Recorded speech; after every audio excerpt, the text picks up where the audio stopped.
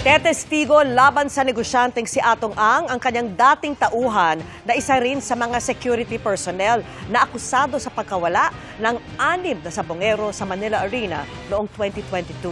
Ang kanyang affidavit kasama sa mga bagong ebidensyang isinumite sa Justice Department. At nakatutok si Salima Refran. Dagdag na ebidensya ang nihain ng PNP-CIDG sa Department of Justice sa pagpapatuloy ng preliminary investigation sa mga reklamong multiple murder, kidnapping at serious illegal detention kaugnay na mahigit 30 missing sabongeros. Ipinasok ang mga affidavit ng 5 testigo, kasama ang kay Glir Codilla, isa sa mga security personnel na akusado na sa pagkawala ng 6 na sabongero sa Manila Arena noong 2022. Tetestigo na siya ngayon laban sa dating boss na si Charlie Atong Ang. The affidavit is submitted here in support of the complaint of the PNP. Bukod kay Codilla, nakapaghain na ng kanilang mga salaysay ang whistleblower na si Julie Dondon Patidongan at mga kapatid na Ella Kim at Jose.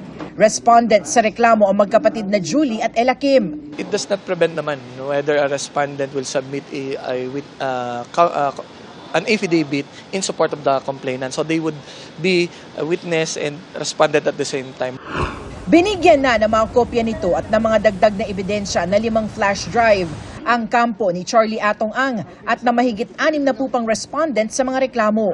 Sa November 3, nakatakda ang pagsusumite ng mga kontrasalaysay ng mga inirereklamo. November 3 po ay malamang nandito si Mr. Atong Ang kasi yun ang nire-require ng mga ating panel of prosecutors.